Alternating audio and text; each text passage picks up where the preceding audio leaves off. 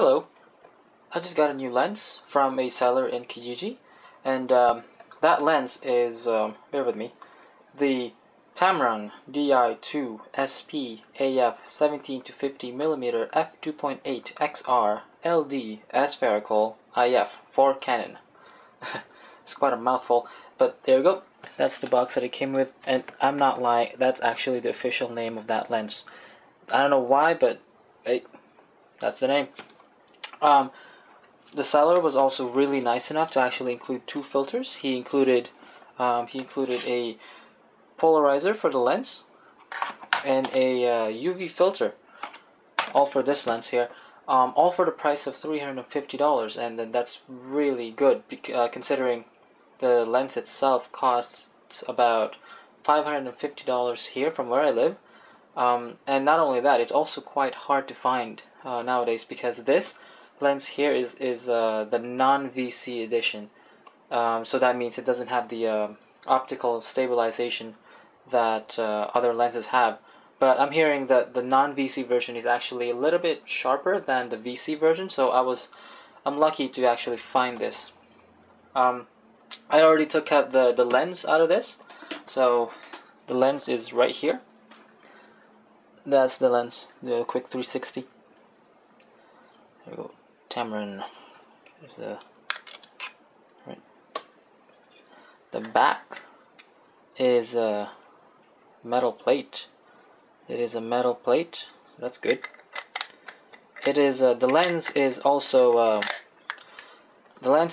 made in Japan. I don't know if you can see it there. And the lens comes with a lens hood. Pretty much all third-party companies include lens hoods in their lenses. It's pretty heavy. One thing to note about this is that this lens is a 17-50, so it's almost like your kit lens 18-55. It's a little bit wider, but it doesn't have as much range. The neat thing, the thing that I really like about this lens is that it is constant 2.8 across all the ranges. So what that means is that from 17mm to 50mm, you can go as low as f2.8. In your normal kit lens for Canon or Nikon, your kit lens is rated at f3.5 to 5.6. What that means is, as you zoom in, the aperture actually gets smaller and smaller. So from 3.5 when fully zoomed out to 5.6 when fully zoomed in.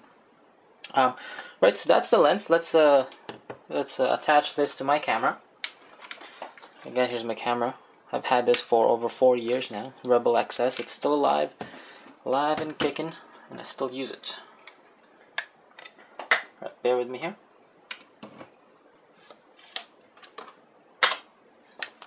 Alright, so there's the lens attached to the camera. You can see it's pretty big.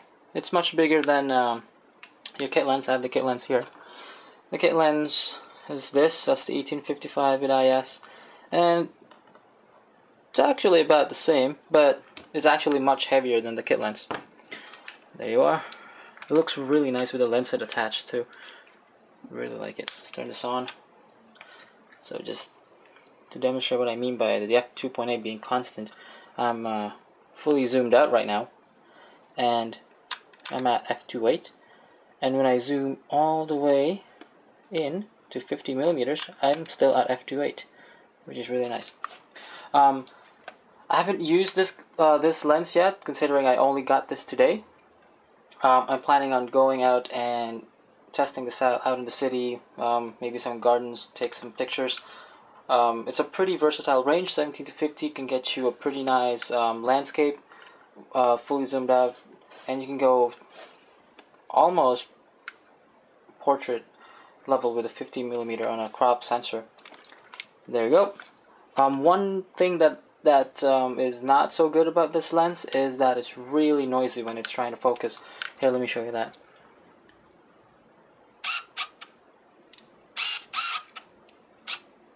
Right, so as you can hear there, that's really loud. That's much louder than the kit lens or any other lens that I have actually.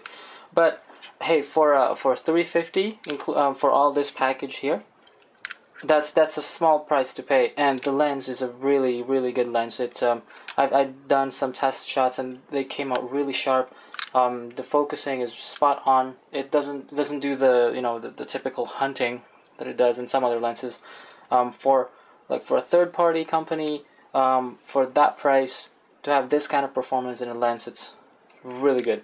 So I recommend people to get the Tamron 17-50 2.8. I'm not even gonna say the whole name now.